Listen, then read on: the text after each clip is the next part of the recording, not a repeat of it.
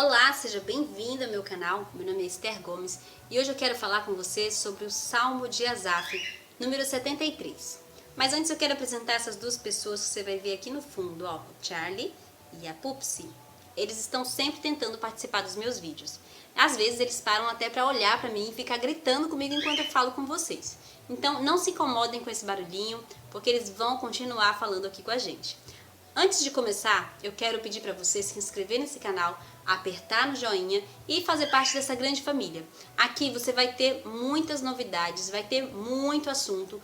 Pode maratonar as nossas playlists, eu tenho certeza que você vai se encontrar em algumas delas.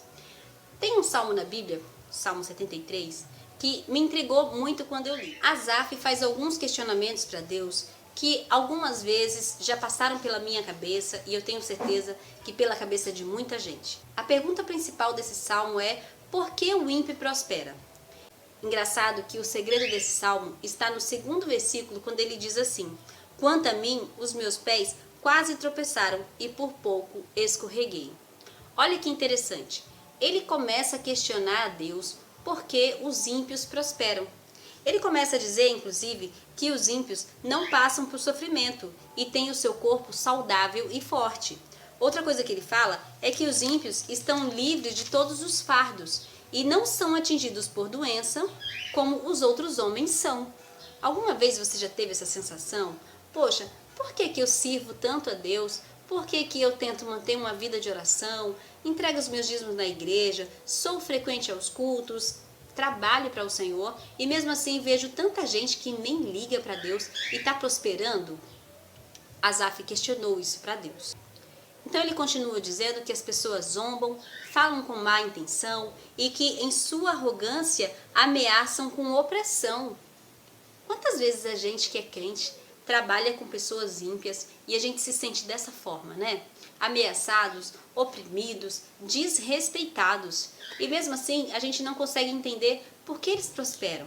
Por que eles estão numa posição melhor do que a nossa financeiramente ou até mesmo no cargo que ocupam nas empresas. Então ele começa a dizer para Deus: é Deus, assim são todos os ímpios. Eles são despreocupados, eles aumentam as suas riquezas. Certamente me foi inútil manter puro o coração e lavar as minhas mãos na inocência. Olha o que Asaf está falando. Poxa Deus, se eles nem te servem, se eles nem te buscam e são prósperos assim, talvez eles tenham escolhido a melhor parte.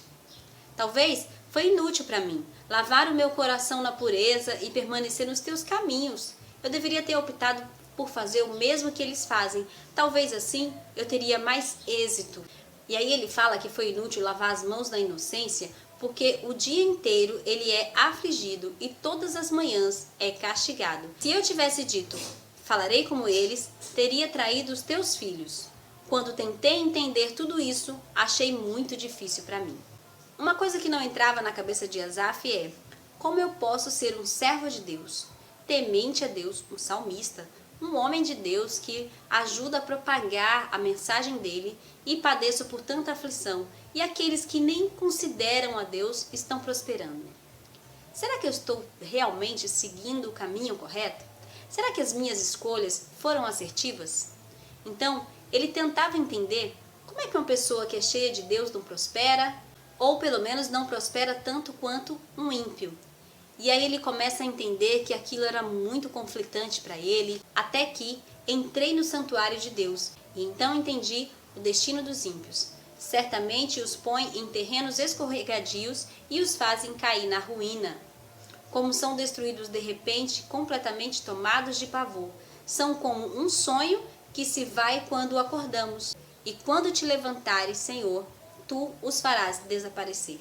Quando meu coração estava amargurado e no íntimo eu sentia inveja, agi como um insensato e ignorante, e a minha atitude para contigo era de um animal irracional. Olha que interessante isso que Asaf está falando. Quando ele começa a olhar somente para o plano terreno, ele começa a ver a prosperidade do ímpio. Ele começa a enxergar que a sua falta de prosperidade é realmente uma evidência de que Deus não o ama, de que Deus o esqueceu. Mas quando ele entra na casa do Senhor e quando ele começa a entender o fim do ímpio, ele começa a entender a graça de Deus sobre a vida dele também. E começa a dizer: Senhor, eu te louvo, eu te agradeço, porque o Senhor me sustenta. Mas o ímpio, ele experimentará o seu fim. Asaf, ele traz uma palavra bem interessante que pode ser lida de outra forma. O homem não passa de uma poeira.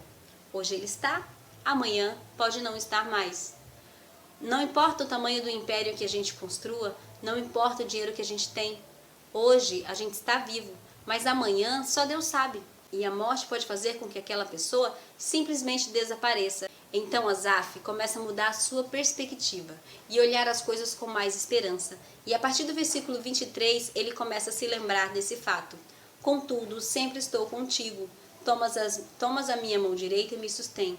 Tu me diriges com o teu conselho e depois me receberás com honras. A quem tenho eu nos céus, senão a ti? E na terra nada mais desejo além de estar junto contigo. O meu corpo e o meu coração poderão fraquejar, mas Deus é a força do meu coração e a minha herança para sempre. Os que te abandonam, sem dúvida, perecerão, mas, para mim, bom é estar perto de Deus. Fiz do soberano o Senhor o meu refúgio e proclamarei os teus feitos todos os dias. O que Asaf passa para a gente com esse salmo, ele passa uma mensagem muito importante. Nós não podemos esquecer que nós não somos desse mundo. Muita gente está vivendo como se aqui fosse o final de todas as coisas. Muita gente deixa de viver o reino dos céus porque não consegue deixar de viver o reino da terra. Tem gente que não tem tempo de buscar a Deus, de ler a palavra, de ir para a igreja. Ele está muito cheio de coisas para fazer e simplesmente não tem tempo.